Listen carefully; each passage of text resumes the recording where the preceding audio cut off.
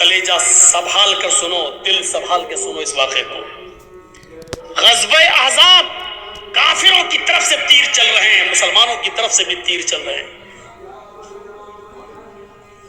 یہ جنگ اتنی خطرناک ہوئی کہ عصر کی نماز کا وقت آ گیا، لیکن صحابہ کرام سنبھل نہیں پائے، کوئی ادھر تھا کوئی ادھر تھا۔ نماز پڑھیں تو کیسے پڑھیں؟ ایک ساتھ ہوتے تو چلو آدھے پڑھ لیتے، آدھے جنگ کرتے، پھر یہ جو آدھے پڑھ چکے ہوتے یہ جنگ میں چلے جاتے، جو چھوٹ گئے وہ بعد میں پڑھ لیتے، لیکن کوئی ادھر ہے کوئی ادھر ہے۔ یہ عصر کی نماز کا وقت تھا، عصر کی نماز کا وقت۔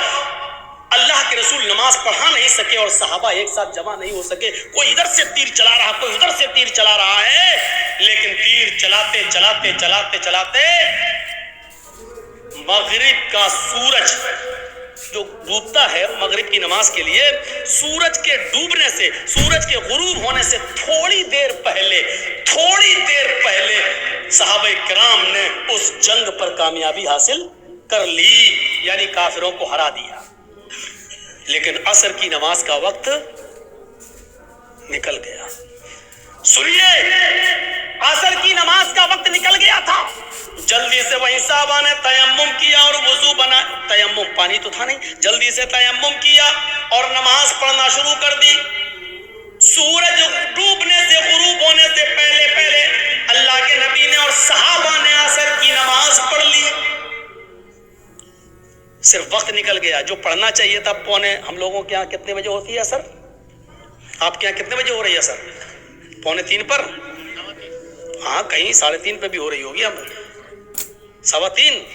آپ کی مسجد میں کتنے بجے ہو رہی ہے؟ 3:15۔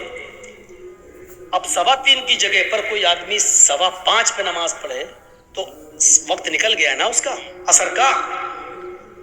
مان لیجئے 5:30 پہ سورج ڈوب رہا ہے اور 5:15 پہ آدمی نماز پڑھ رہا ہے تو سورج ڈوبنے سے پہلے ہی تو پڑھ رہا ہے، وہ سورج غروب ہونے والا ہے۔ جلدی سے اللہ کے رسول نے اور صحابہ نے تیمم کیا اور نماز پڑھ لی، اور پڑھنے کے بعد جو جملے کہے وہ سنو، جو جملے کہے ان کافروں کے لیے وہ سنو۔ ملأ اللہ بیوتہم وقبورہم نارا کما حبسونا وشغلونا عن الصلاة الوسطی۔ بخاری شریف کی حدیث کے الفاظ ہیں، اللہ کے نبی فرماتے ہیں الہ العالمین، جن کافروں کی وجہ سے آج ہماری عصر کی نماز کا اول وقت نکل گیا، اے اللہ جن کافروں کی وجہ سے آج میری عصر کی نماز کا اصلی وقت نکل گیا، وقت پر ہم نماز نہیں پڑھ سکے، سورج ڈوبنے سے پہلے آج ہم نے عصر کی نماز پڑھی، اس کے ذمہ دار یہ کافر ہیں، یہ جنگ کرنے والے، ان کی وجہ سے میری عصر کی نماز کا وقت نکلا ہے۔ ملأ اللہ بیوتہم، اے اللہ ان کے گھروں کو تو آگ سے بھر دے، اے اللہ ان کے گھروں میں آگ لگا دے، اے اللہ ان کے گھروں میں تو آگ سے بھر دے۔ نماز کے وقت اپنے گھروں میں بیٹھنے والوں، نبی اکرم کی اس بد دعا پر ذرا غور کرو۔ ملأ اللہ بیوتہم، اے اللہ ان کے گھروں کو تو آگ سے بھر دے۔ میرے نبی نے کبھی کسی کو بد دعا نہیں دی، مار کھایا پھر بھی معاف کر دیا۔ نبی کی بیٹی کو جس نے پیٹ پھاڑا، حبار ابن اسود نے تیر مار کر، نبی کی بیٹی زینب کے پیٹ میں حمل تھا، بچہ تھا، تیر پیٹ میں لگتا ہے بچہ گر جاتا ہے،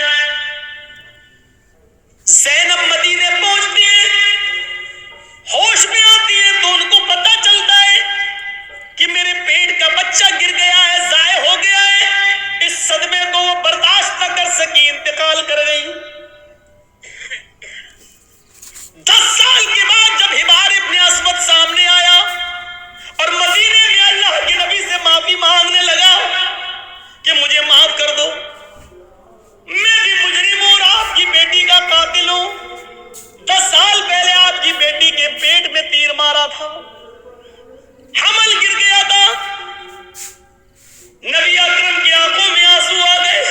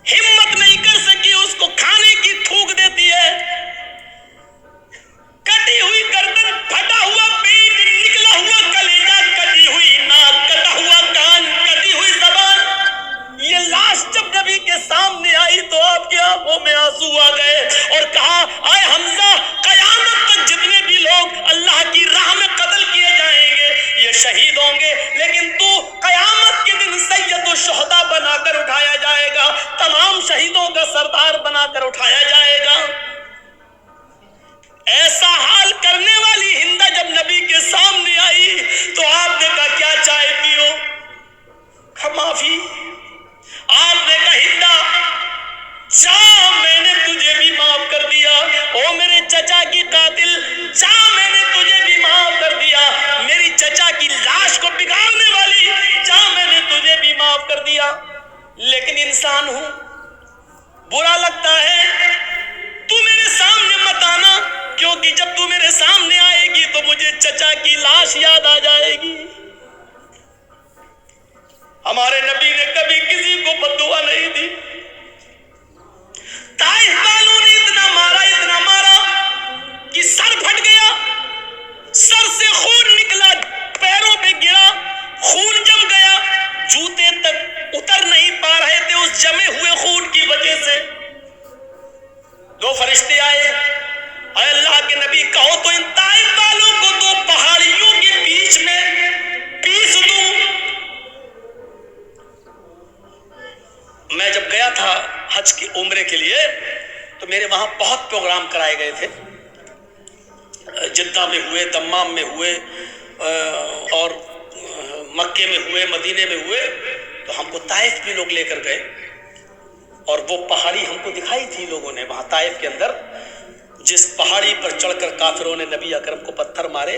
वहां के लोग जो थे वो उन लोगों ने बताया कि मौलाना साहब ये वो जगह है, यहाँ नबी खड़े थे, ऊपर से काफिर पत्थर मार रहे थे। उस जगह को देखा है हमने अपनी आंखों से, काफी ऊंचाई पर से पत्थर मार रहे, जोर से पत्थर, ऊंचाई से पत्थर मारेंगे और वो नबी के सर पे लगेगा तो कितनी जोर से लगता होगा। फरिश्ते मौजूद, वो दोनों पहाड़ी जिसके बीच में ताइफ बसा हुआ है, अगर इस पहाड़ी को यहां से लाया जाए, उस पहाड़ी को यहां से लाया जाए, दोनों को मिलाया जाए तो इस पहाड़ी के बीच में जितने लोग रहते हैं कब पिस के सुरमा बन जाए कुछ नहीं कहा जा सकता। फरिश्तों ने कहा आप कहिए तो इन ताइफ वालों को इस दोनों पहाड़ियों के बीच में लाकर पीस दें, इनको कुचल दें, इनको खत्म कर दें, इनको बर्बाद कर दें। तो अल्लाह के रसूल ने क्या कहा? नहीं। फरिश्तों ने दोबारा कहा तो अल्लाह के नबी ने फरमाया अल्लाहुम्मा हद कौमी फइन्नहुम ला यअलमून। आए फरिश्तों, नहीं, इनको मारो नहीं, अल्लाह इनको हिदायत देगा और इंशाअल्लाह इनकी पुश्त से आने वाली नस्लें मुसलमान होंगी, इनकी नस्लें कलमा पढ़ने वाली होंगी, मुझे नबी मानने वाली होंगी। आए अल्लाह तू इनको हिदायत दे, ये मुझे जानती नहीं है कि मैं कौन हूं। आपने उस मौके पर भी बदला नहीं लिया। देख रहे हैं आप, बेटी के कातिल को माफ कर रहे हैं, बदला नहीं ले रहे हैं, हिंदा को माफ कर रहे हैं, इंतकाम नहीं ले रहे हैं। ताइफ में पत्थर खाने के बावजूद फरिश्ते पत्थरों का ताइफ वालों को पीसना चाहते हैं, लेकिन नबी इंतकाम नहीं ले रहे हैं। कह रहे हैं अल्लाह तो इनको हिदायत दे। मार खाकर दुआएं देने वाले नबी, लेकिन आज उसूल देखो, जिसने कभी बद्दुआ नहीं दी आज वो बद्दुआ दे रहा है। क्या कह रहा है? मला अल्लाहु बुयूतहुम, आए अल्लाह इन काफिरों के घरों को आग से भर दे, इसलिए कि आज इन्होंने मेरी बेटी को कत्ल नहीं किया, मेरे चचा का कलेजा नहीं निकाला, नाक नहीं काटी, कान नहीं काटा, इन्होंने आज मुझे नहीं मारा, बल्कि आज इनकी वजह से असर की नमाज का वक्त निकला। गौर करो, बेटी को मारा तो उसको माफ कर दिया, चचा का कलेजा निकाल के खाने वाली को माफ कर दिया, लेकिन जिनकी वजह से असर की नमाज छूट गई, वक्त पर नहीं पढ़ सके, उनको माफ नहीं कर रहे। अल्लाह के नबी कह रहे हैं मला अल्लाहु बुयूतहुम, और अल्लाह इनके घरों को तू आग से भर दे। और जब ये मर जाए आग में, और जब इनकी कब्रों, जब इनको दफन किया जाए कब्रों में, तो कुबूरहुम, और अल्लाह मरने के बाद भी इनको बख्शना नहीं, इनकी कब्रों में भी आग लगा देना। कितनी डेंजर बद्दुआ है। अंदाजा लगाओ, नमाज जिनकी वजह से छूट रही है वो भी सोचें। जर्जी साहब नमाज पढ़ते हैं, नमाज का वक्त हो रहा है, मस्जिद में जा रहे हैं, और आप नमाज के वक्त में अपने घर में नाश्ता कराने ले जा रहे हैं, तो इसका मतलब यह है कि आपकी वजह से नमाज छूट रही है, आप सबब बन रहे हैं। یا تو نماز سے اتنا پہلے ناشتہ کرانا چاہیے تھا کہ اذان کے فوراً بعد نماز پڑھی جا سکے، یا پھر نماز کے بعد آپ کو ناشتہ کرانا چاہیے تھا۔ آپ ایسے موقع پر کیوں لے جا رہے ہیں؟ یہ ذہن غور کریے گا، غور کریے گا۔ وہ جنگ ہو رہی ہے، اللہ سبب مت بنیے کسی کا۔ آپ خود نماز پڑھنے رہے، دوسرے کی بھی نماز چھڑوا رہے ہیں آپ، یہ ایک اور گناہ ہے۔ کافر تو ویسے ہی جہنمی ہے، لیکن اللہ کے رسول صلی اللہ علیہ وسلم کیا کہہ رہے ہیں؟ اے اللہ ان کے گھروں کو آگ سے بھر دے، اور مرنے کے بعد جب یہ قبر میں دفن ہوں تو ان کی قبروں کو بھی تو آگ سے بھر دے۔ کما حبسونا وشغلونا عن الصلاۃ الوسطی، کیونکہ آج ان کی وجہ سے میری عصر کی نماز چھوٹ گئی۔ اوفو، ایک وقت کی نماز، اور وہ بھی چھوٹی نہیں، پڑھ لی۔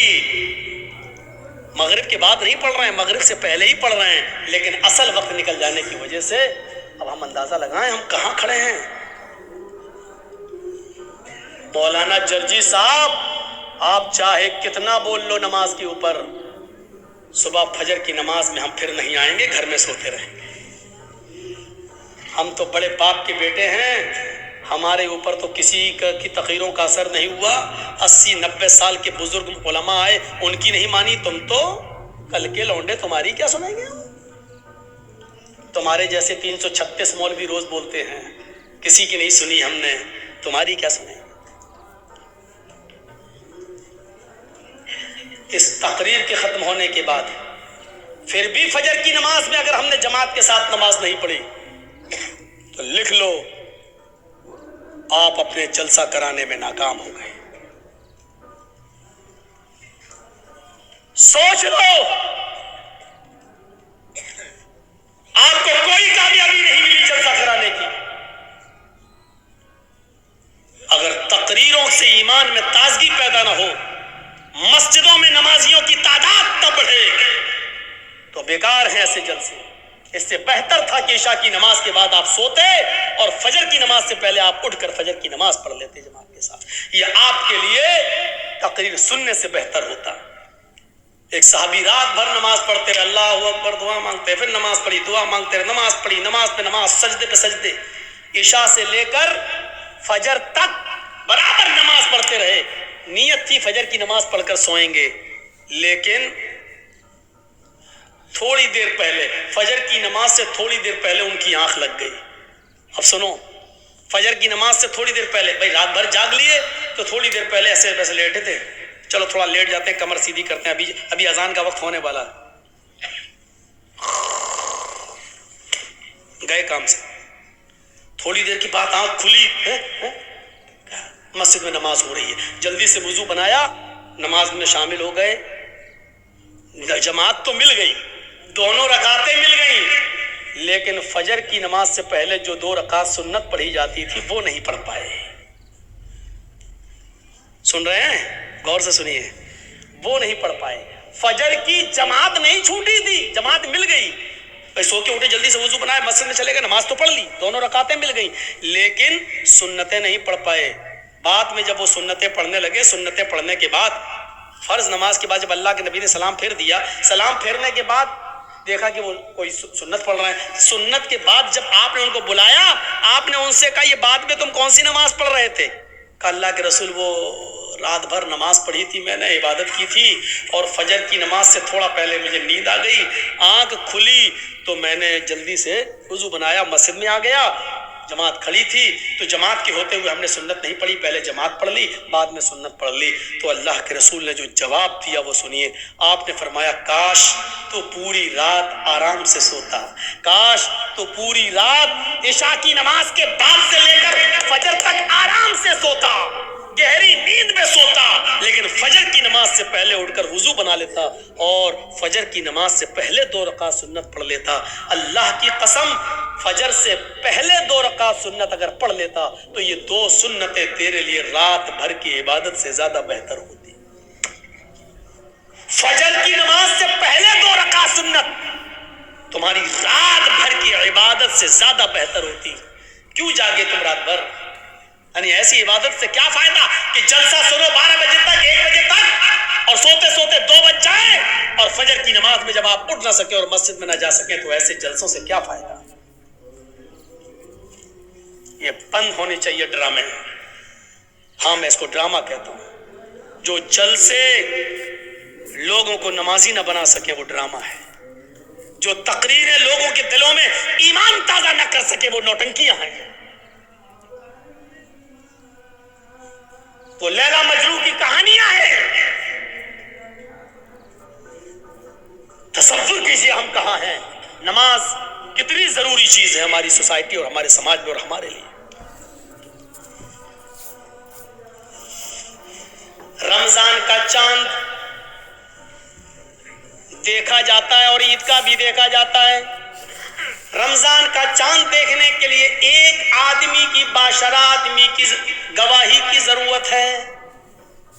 अगर एक आदमी ये कह दे कि मैंने चांद देखा है तो दूसरे दिन से रोजा रखा जाएगा।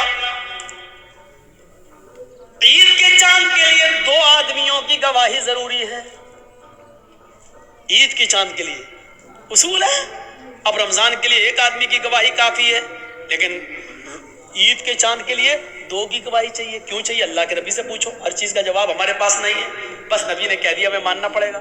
ईद की चांद के लिए 2 आदमी की गवाही चाहिए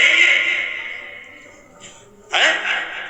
लेकिन जब रमजान में एक आदमी की गवाही आप मानेंगे या ईद के चांद के लिए 2 आदमी की गवाही मानेंगे तो उस वक्त भी देखा जाएगा ये एक आदमी जो रोजे की गवाही दे रहा है ये 5 वक्त का नमाजी है या नहीं है। अगर 5 वक्त का नमाजी है, बाशरा है, समाज में इसको झूठा नहीं कहा जाता है, इसकी बात मानी जाती है, दीनदार है, नमाजी है तो उसकी बात मानी जाएगी।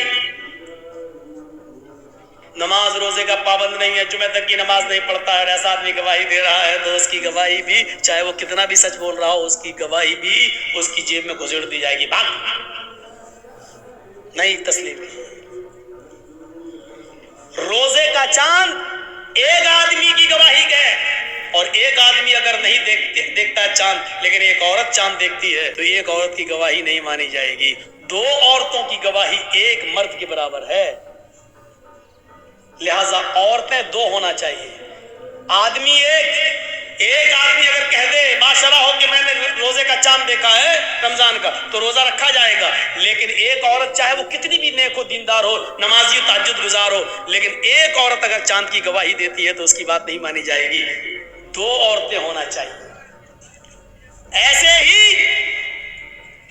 ईद का चांद 2 मर्दों की गवाही चाहिए, लेकिन 2 मर्दों ने नहीं देखा है, एक मर्द ने देखा है और एक औरत ने, तो नहीं मानी जाएगी। एक मर्द ने देखा है तो 2 औरतें होनी चाहिए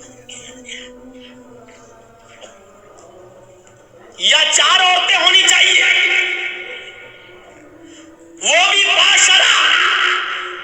अब हम अपने जहन में इस बात को रखें कि जब यहां बेनमाजियों की गवाही नहीं मानी जा रही है, सोचिए तो और मामलात के अंदर बेनमाजी की हैसियत क्या होगी। आइए एक और चीज की तरफ हम तुम्हें लेके चलते हैं। या अय्युहल्लज़ीना आमनुस्तईनु बिस्सब्रि वस्सलाह, ये बड़ी प्यारी चीज हम आपको बताने के लिए चल रहे हैं मेरे भाइयों।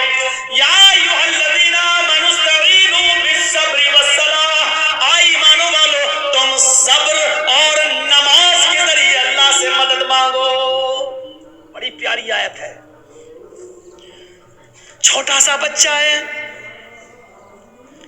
अभी वो अपनी मां का दूध पीता है, 8-9 महीने का, 10 महीने का, 1 साल का है, चलता है फिरता है, पूरी ताकत नहीं है, हल्के हल्के पैरों से चलता भी है, गिरता भी है। कभी कभी उसके सामने अनजान आदमी आ जाए तो डरता भी है, उसके सामने कोई कीड़ा मकोड़ा टहलने लगे तो वो डरता भी है। आपने देखा होगा मां ने अपने बच्चे को छोड़ा, चलना सिखा रही है, थोड़ा चलता है गिरता है, थोड़ा चलता है गिरता है। मां थोड़ी दूर हटके देखती है, देखे कितनी दूर जाता है बच्चा। बच्चा थोड़ी दूर गया, वहां कोई जानवर देखा, कोई कीड़ा मकोड़ा देखा, वो उधर से पलटा भागता है अपने मां के पास। मां जल्दी से अपने दोनों बाहें फैला देती है और بچہ جب ڈرتا ہے تو وہ اپنی ماں کی گود میں آ جاتا ہے.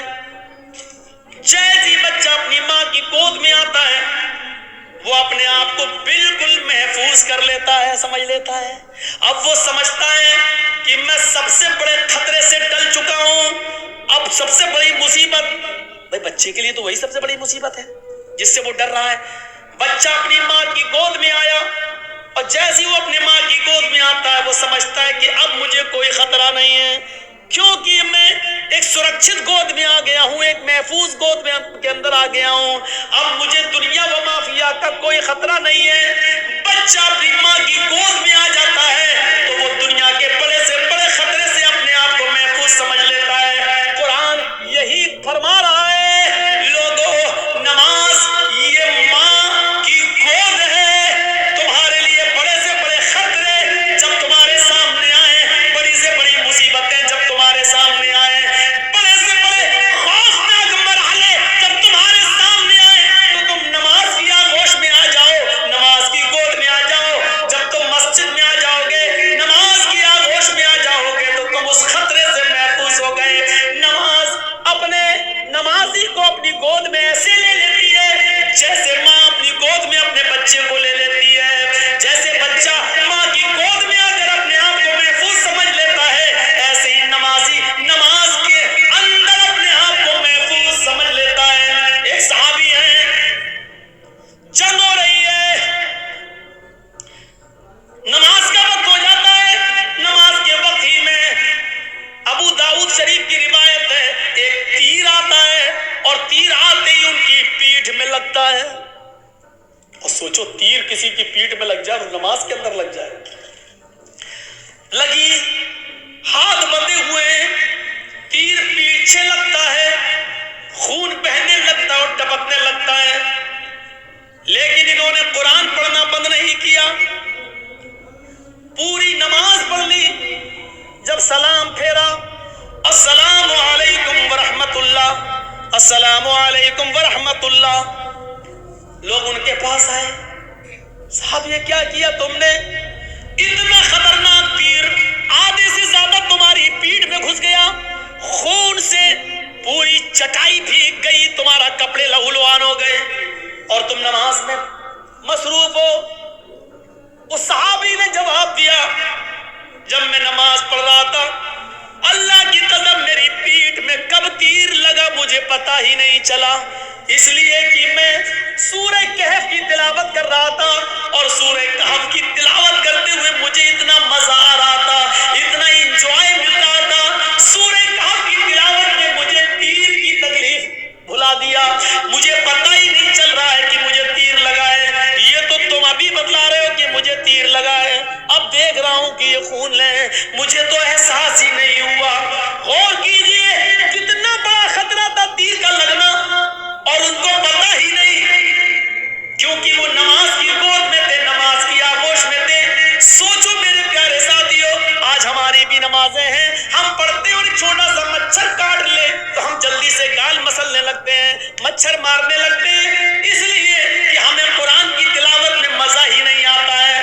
وہ کہہ رہے ہیں کہ ہم ایسے سورہ کہف پڑھ رہے تھے, سورہ کہف کی تلاوت میں مجھے اتنا مزہ آ رہا تھا, اتنا انجوائے آ رہا تھا کہ مجھے پتا ہی نہیں چلا کہ مجھے کب تیر لگا. یا ایھا الذین آمنوا استعینوا بالصبر والصلاۃ, ایمان والو تم صبر اور نماز کے ذریعے اللہ سے مدد مانگو, صبر اور نماز کے ذریعے اللہ سے مدد مانگو. صبر اور نماز کے ذریعے صبر کرو اور نماز آغوش میں آ جاؤ نماز کے, اور جب تم مانگو تو اللہ تعالیٰ, جب نماز پڑھو گے تو اللہ تمہاری سب سنے گا. ہاں ایسا بھی ہو سکتا ہے کہ نماز کے بعد تم کچھ مانگ رہے ہو اور اللہ نہیں دے رہا ہے, یہ ہو سکتا ہے, تو اس میں گھبرانا نہیں چاہیے. نماز بھی پڑھ رہے ہو, دعا بھی مانگ رہے ہو, یا ربی یا ربی یا ربی, اللہ مجھے یہ دے, مجھے یہ دے, مجھے یہ دے, لیکن نہیں مل رہا ہے. اس کا یہ